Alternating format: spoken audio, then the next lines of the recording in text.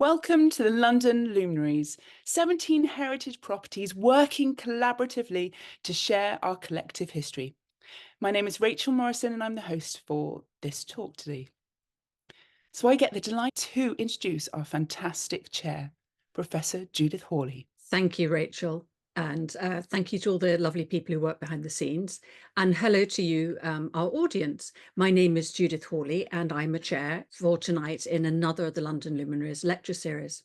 In case you haven't happened upon us before, the London Luminaries is a voluntary organisation which exists to explore the history of the West of London. Now, we've had several previous talks from Ham House, all of which can be seen on the YouTube channel, and our speaker then has been Dr. Hannah Maudsley. But today, I'm glad to welcome a new and equally expert speaker from Ham, and that speaker is Sarah McGrady. She is lucky enough to have lived and worked at Ham House for over 15 years, specialising in collections management and preventive conservation with the National Trust, having previously worked at the British Museum. Sarah studied for a history BA at Royal Holloway, so I can vouch for her credentials, and also studied chemistry for Conservators with the IAP. Over to you, Sarah. Thank you, Judith and Rachel, for hosting and for the kind introduction. I'm so excited to get a chance to contribute to the Luminaries talks this year, especially given the stimulating theme. As you mentioned, I have worked at Ham House for a very long time, and it is testament to the rich tapestry of interwoven stories that the collection, house, and its past inhabitants reveal that I absolutely adore my work here and count myself very lucky I get to keep discovering even more. The themes of conspiracy and betrayal fit very nicely with the experience of our main protagonist in the story we tell at Ham House, Elizabeth Murray. Conspiracy as an activity she was involved with, and betrayal as an action she was accused of multiple times, not only in her lifetime, but for centuries after. Her personality and reputation has been besmirched by successive interrogations into her loyalty, both to king and country and to her marriage bed. I hope to support your understanding of Elizabeth as a real-life person, not simply a caricature from another alien time, and I will leave you to make your own mind up about her. Now, I say alien time because the period of the English Civil Wars, the Interregnum, and the restoration of Charles II, and all the other little coups and revolutions in between, really was a time of complete transmutation. The world turned upside down is a phrase associated with that period. It originated as the title of a ballad penned to bemoan Cromwell's banning of Christmas. And in that context, maybe they were all being a little bit over dramatic, although we do all love Christmas. But as a phrase that describes the experience the inhabitants of the English Civil War period, it does a good job to convey the absolute turmoil, fear, and confusion it created. It was an alien experience for people at the time, and very lucky for us, an alien experience that feels almost unimaginable now. But happen it did.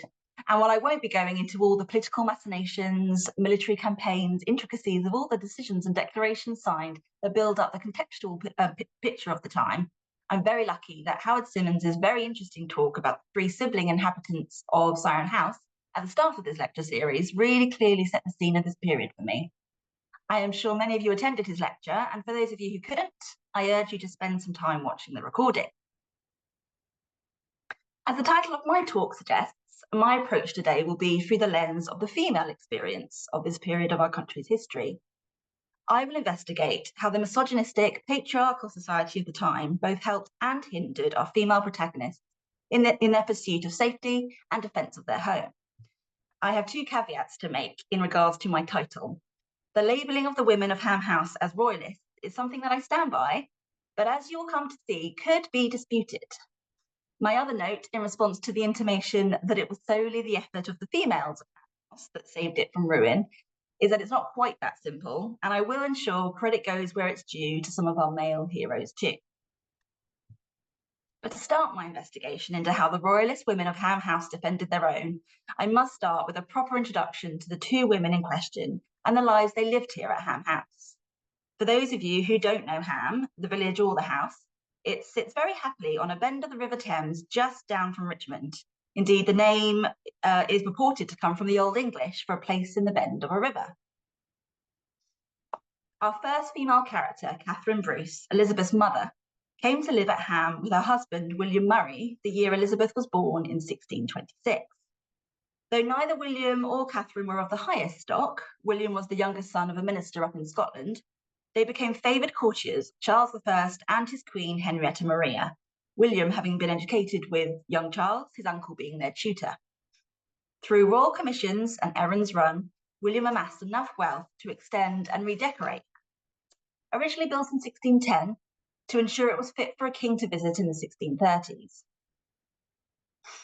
When you come to Ham House, as I hope you all will, the decoration of the first few rooms you see are very much what Catherine and William would have seen, indeed designed, in the 1630s and 40s, give or take a few paint colour changes and the absence of some wall textiles that sadly did not last the ravages of time.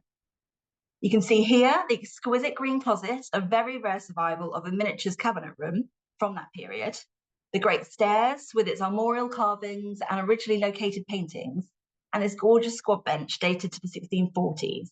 We have one surviving case cover in our textile store, and this replica pattern is entirely true to the original, not a 1970s heels design, as some people think. Catherine was lady-in-waiting for Queen Henrietta Maria, and as you can see from these adjacent portraits, she very much emulated and conformed to the courtly fashions led by the Queen. Wearing blue of the Virgin Mary, so favoured by the Catholic Queen, and the iconic ringleted fringe, this portrait firmly places Catherine in the royals' camp. If this wasn't enough, take a look at the original front door of Ham House, seen here bottom right. Carved into the top section, you can hopefully see the words Viva Rex, along with the date 1610. This means long live the king in Latin, and with the king's portrait, especially gifted to the Murrays by the king himself, hung in pride of place in the long gallery, visitors to Ham House were in no doubt in where the family's loyalties lay. I like to think this is the 17th century equivalent of hanging your favourite boy band member's poster on your bedroom wall and plastering his name all over your pencil case. Catherine and William gave their daughter Elizabeth a robust education, encouraging the study of philosophy, divinity, mathematics, and history, as well as teaching the necessary skills required by a high-status lady of the time to run a house efficiently and use plants for medicinal benefit.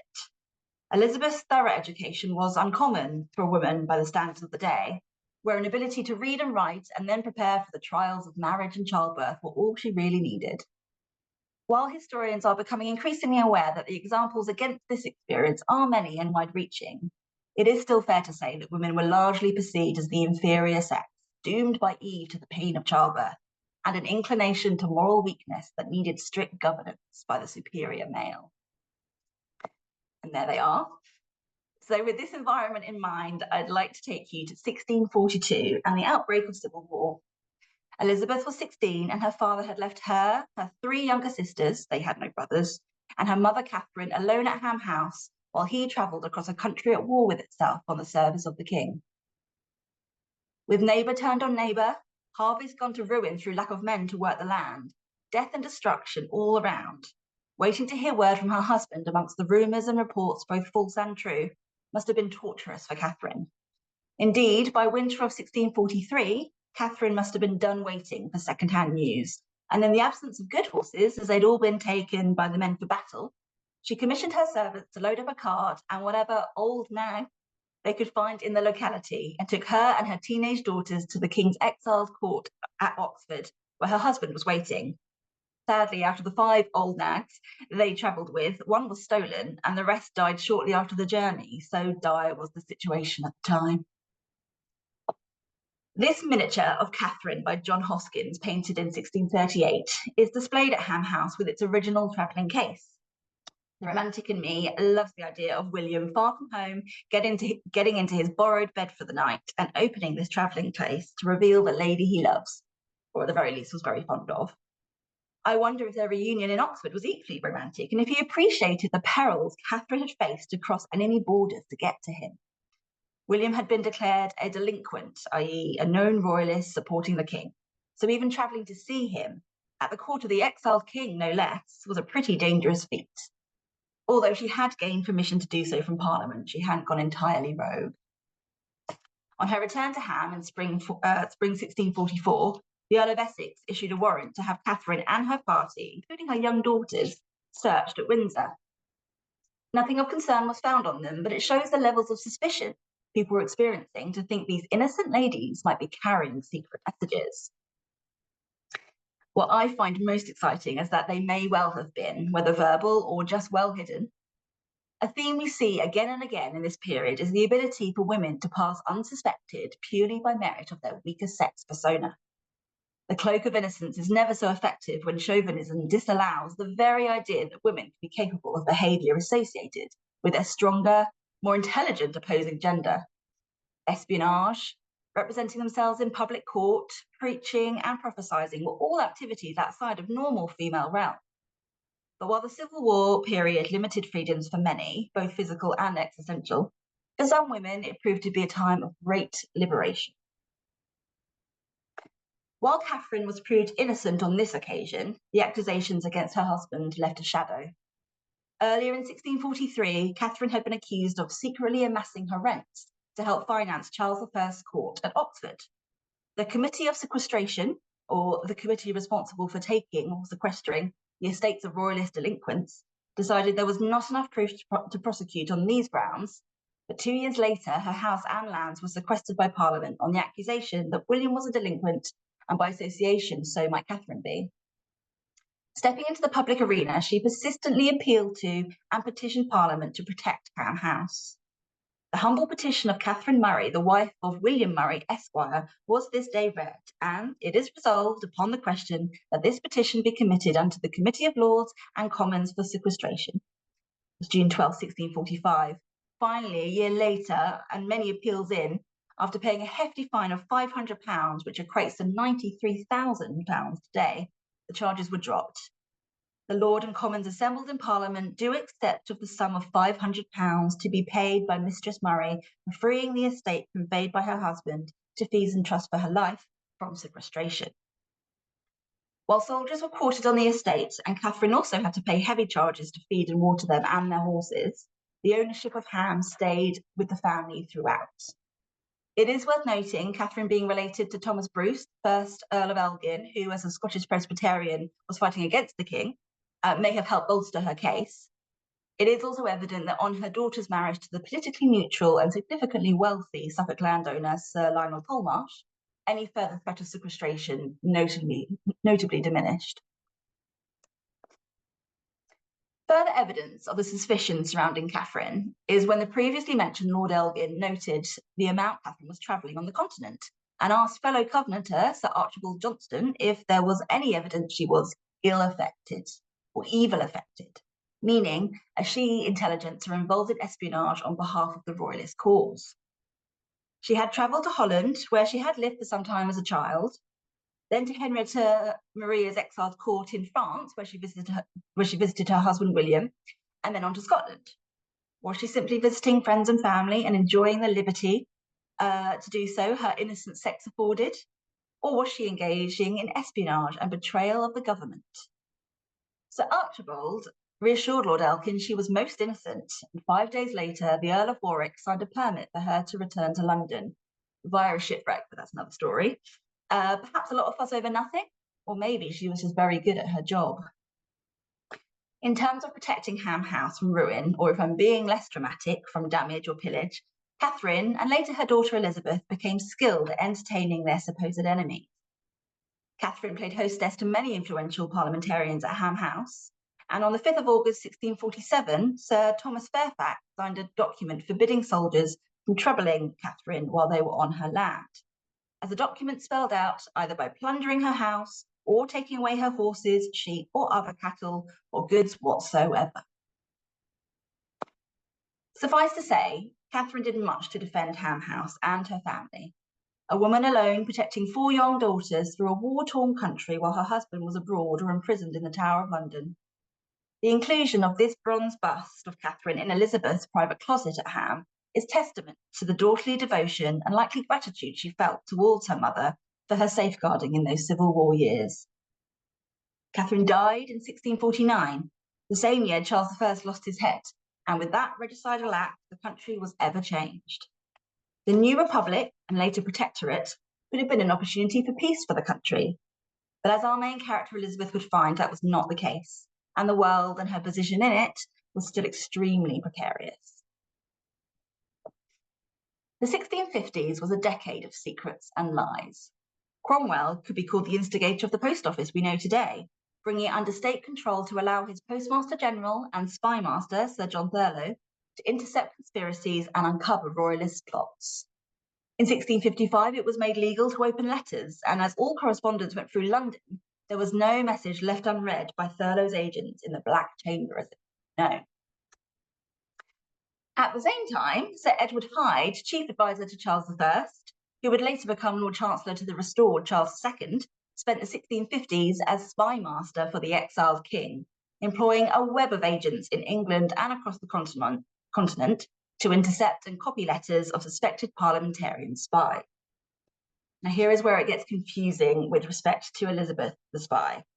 For years, the narrative extolled has been that she was a spy for the Royalist cause, and anything she may or may not have done with Cromwell, we'll get onto that later, was in service of the noble cause to restore the crown. I will not be disputing that she did indeed engage in espionage activities for that cause, but the when and why and how much is certainly worth challenging. Here she is. To begin with, the amount to which she was under suspicion and by whom. By 1656, Elizabeth was the Countess of Dysart in her own right, having inherited her father's title, which, as a Scottish title, could be inherited and kept by a woman. This put her on the map to a certain extent already, and as the daughter of William Murray, a known royalist who was suspected of espionage himself, her position was definitely vulnerable. But rather than Sir John Thurlow and his parliamentarian intelligence agent suspecting her, it was Edward Hyde, the royalist spy master, who was having her watched. Sir Richard Brown, father of John Evelyn's wife Mary and the Stuart ambassador in France, wrote to Hyde numerous times of Elizabeth's whereabouts on the continent. First she was coming to France, then she wasn't, then she was thinking about Italy, but suddenly she was already in Paris. Her movements seemed to have eluded him on many accounts, but whether this was a sign of intentional secret manoeuvrings and outwitting of the royalist intelligentsia, or simply because he lost track of her on her travels at a time before GPS tracking capabilities, who knows? On the 3rd of November 1656, he wrote, "The Lady Tulmarsh, Mr. William Murray's daughter, has come to Paris." 2 weeks later, the Lady Tulmarsh, or Countess Dysart, for that title I hear she now takes upon herself, will not, as I am told, covering his back, come to Paris. He goes on to say, "I have heard say she intends for Italy. When I can learn anything more particularly of her and where she is, I shall acquaint your honour." But then a week later, the Lady Tulmarsh, Saturday last from Charters, came to this town, and here expects her husband company about 3 weeks hence. What she then intends, I have not learnt. I think it's fair to say she was being watched. The next year, in 1657, an unknown royalist intelligencer wrote to Hyde naming Elizabeth and her husband Lionel as spies. While this agent did not elaborate on the particular espionage activities they were carrying out, besides that of sharing information in general about the king, they obviously thought the accusation worth making. He wrote, "I am ensured by very good hands that besides others, these persons I now name, first on the list being Sir Lionel Tulmarsh and his lady Elizabeth, are employed in Flanders as spies and give intelligence hither of your affairs." So if the royalists suspected her of spying for Parliament, how much did Parliament suspect her of spying on behalf of the deposed king? Elizabeth and her husband Lionel have long been associated with one secret society known as the Sealed Knot, but there is no proof of either involvement in activities related to that group, save the inclusion in the group of a number of close family and friends. Sir Richard Willis, one of the 6 leaders of the group and the eventual defector who caused its unravelling, was a good friend of Elizabeth. Her brother-in-law, Sir William Compton, was arrested for his involvement in the group's activities alongside Colonel John Russell, whose portrait still hangs in the Long Gallery today. Sir William Maynard, who Elizabeth's sister Margaret would later marry in 1662 and who had joined the group only recently before its demise, decided to lie low in Paris for his involvement. It is interesting that Margaret and Elizabeth also decided to travel to France at this time. Elizabeth's neighbour, Judith Isham, daughter of royalist scholar and politician Sir Justinian Isham, wrote to her father, "The Lady Tulmarsh was in the country last week, but stayed not, coming to take her leave, and she is going to France for a long time, fearing a confusion. It's possible Judith thought her a Royalist deserter at the disbandment of the Sealed Knot, thus proving some involvement on Elizabeth's part with this group. But maybe she meant something else by fearing a confusion. Cromwell was on his deathbed at this point, and it had long been noted that Elizabeth had cultivated a friendship with the Lord Protector. This friendship did not extend to his son, his successor. So it's possible Elizabeth felt it pertinent she get out of the country for a time, while the dust of the new regime settled. So let's get to this friendship with Cromwell. In 1653, Edward Hyde, Royalist spymaster, received correspondence from Holland that William Murray was visiting his daughter, who is said to be a very powerful favourite of Cromwell. At first, a friend of his daughter Betty, Elizabeth, the pretty witty lass as she was described by Sir Thomas Knibbet, a family friend, may have been just the tonic the world-weary Cromwell needed. He famously bemoaned, "Have I one friend in our society to whom I can unbow myself?" Elizabeth had certainly seen from her mother's experience the benefits of keeping your enemies close. And the fruits of this unlikely friendship did indeed come to pass when she used her influence with Cromwell to save her friend from execution. John Maitland, who would later become Duke of Lauderdale and Elizabeth's second husband, was in the Tower of London following capture after the Battle of Worcester. While his friend James Stanley, the Earl of Derby, was beheaded for his part in the battle, his life was spared. It is important to note that as a Scot, Maitland had a get-out clause on a sentence of treason that Englishman Stanley did not. Regardless, Maitland later thanked Elizabeth for her part by leaving her money in his will, which reads, £15,000 sterling in gold as a token of my gratitude for the pains and charges she was at in preserving my life when I was a prisoner in the year 1651. Risking her reputation and any goodwill Cromwell showed her to ask for the life of a known Royalist agitator, I believe shows the kind of mettle she had. And she would need this strong mind and steely reserve to withstand the incessant tarnishing of her character to come. She is Bess of my heart, she was Bess of Old Knoll. She was once Fleetwood's Bess, now she's Bess of Athol. She's Bess of the church and Bess of the state. She plots with her tail and her lord with his pate. With her head on one side and a hand lifted high, she kills us with frowning, makes us to die. This is one of a number of satires written about Elizabeth, accusing her of being Cromwell's mistress, he's Old Knoll, along with a whole host of other men on both sides of the fight.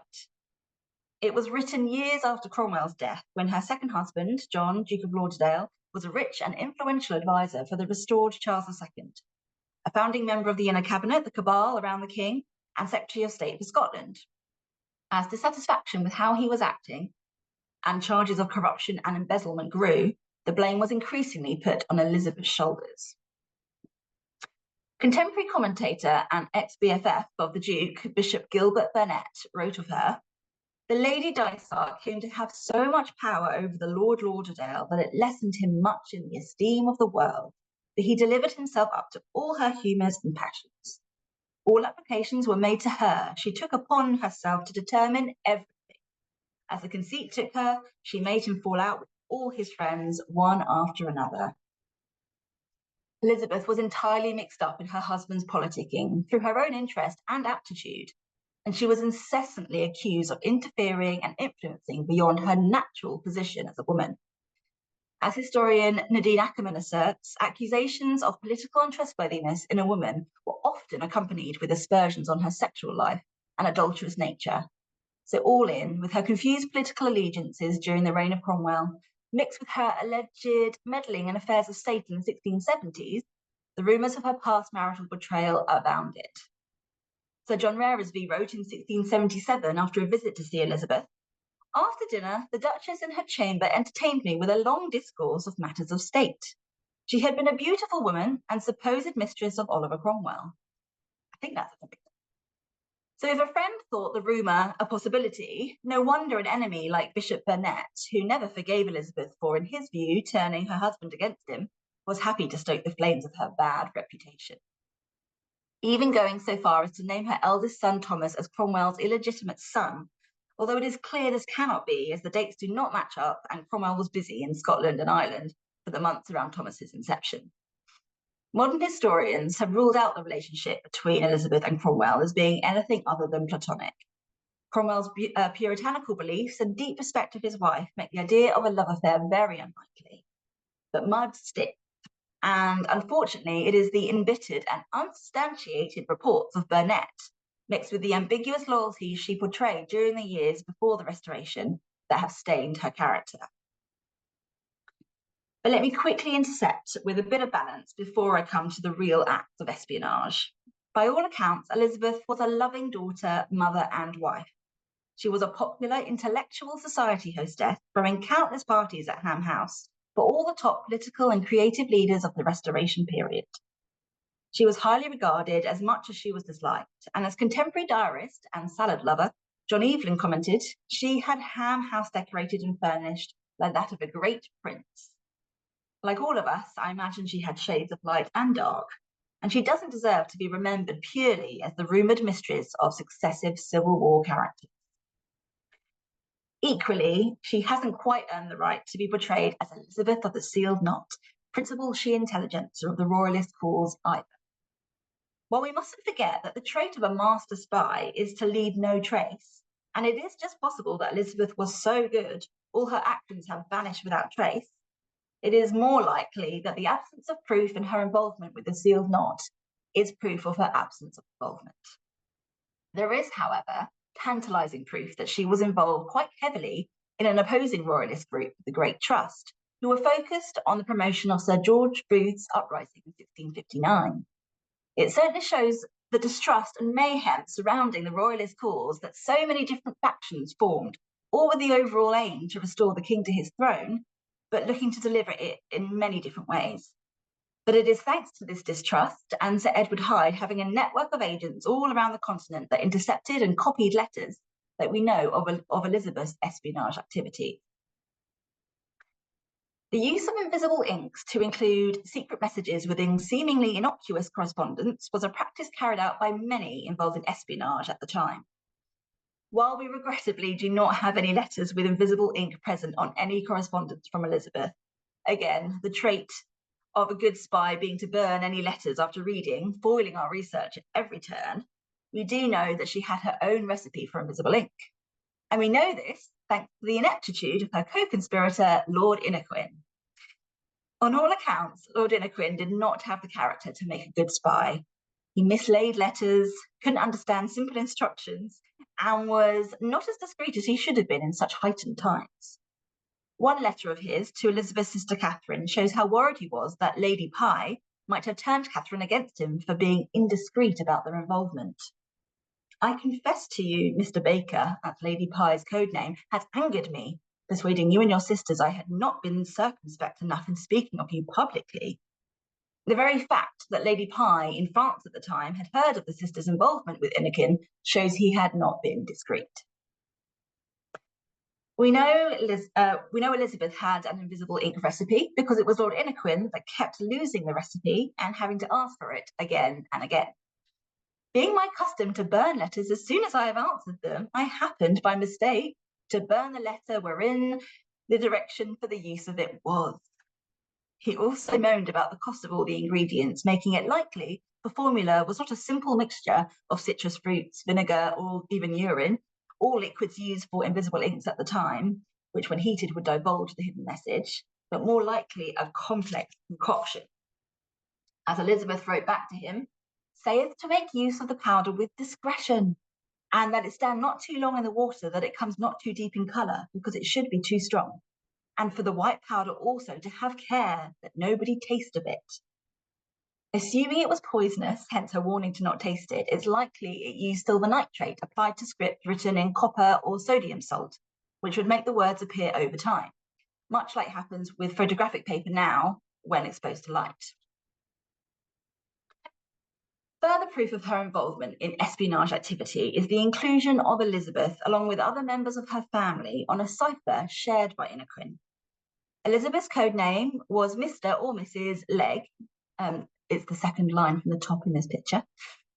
With these code names, they could correspond without the use of invisible ink, but using more code. Around this time, Innoquin was strangely entrusted with the care of Elizabeth's ailing young daughter Margaret in Paris, while Elizabeth was home in England. He employed a nurse, Mrs. Roberts, and asked for £340 to pay her, plus food, medicine, and clothing. That works out as just under £55,000 in today's money, a considerable amount, and much more than would have been necessary. It is very possible that the money was used elsewhere, and the correspondence about this ailing child and her nurse was code for something else. Lord Inniquin assured Elizabeth's sister Catherine that her niece was doing well one week, only to tell her the nurse had died a week later, coinciding with Booth's failed uprising that many members of the Great Trust had put all their bets on. And then the poor child was never spoken of again. Using correspondence about medical issues as a code language is seen again in Inniquin's letters to Lady Catherine Grey. He writes, "I am exceedingly glad you are so well and fat, for I apprehend much that the great clouds of sea-coal smoke would render that air prejudicial to you. However, I pray neglect not now to use the powder, it being the season for it. Apply it as well between the ribs as below." Between the ribs, perhaps alluding to writing in between the lines on a letter. To end, I will come clean and say we do not have any incriminating letters that confirm beyond dispute that Elizabeth was a spy. But as I have stated, perhaps that just shows what good a spy she was. We do have letters between her and known spies that could have been written in code. We do have an invisible ink. We do have the fact she and her family were suspected of spying activities by both sides of the fight throughout the period. And we do have a knowledge of her tenacious and intelligent character, showing if anyone was going to stretch outside the norms of the female sphere as a she-intelligencer, it was likely to be her.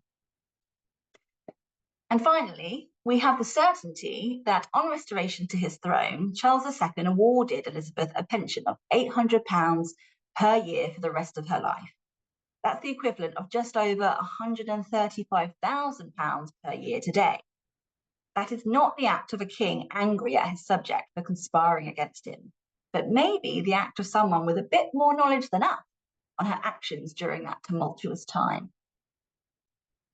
Women's involvement in espionage and betrayal during the Civil War years was, as historian Nadine Ackerman writes, that of subtle shade and nuance. The invisibility of women in society and history played into the necessary features of a spy, making them perfectly placed to deliver the message and never be acknowledged for it. I hope today has gone some way to shine a light on the part at least two women played in protecting what they held dear, and the continuation of Ham House as a site of beauty and history for all to enjoy can be seen as their lasting legacy. Thank you. Thank you so much, Sarah. That was really fascinating. We've heard various stories about Ham House, but there's a lot there to unpick, isn't there? Before we go over to the Q&A, and I can see there are a couple of questions in the chat already, and do put more in. I want to point out to you that this is the penultimate talk of this season, and we have another talk coming up next month on the 7th of November. Another gunpowder, treason and plot sort of story. This time it's about a cabal of potentially plotting cabal of men, the dodgy gentlemen of Twickenham, and our fellow luminary trustee Ricky Pound will be representing Twickenham Museum and giving a talk on that. So we hope to see some of you back then.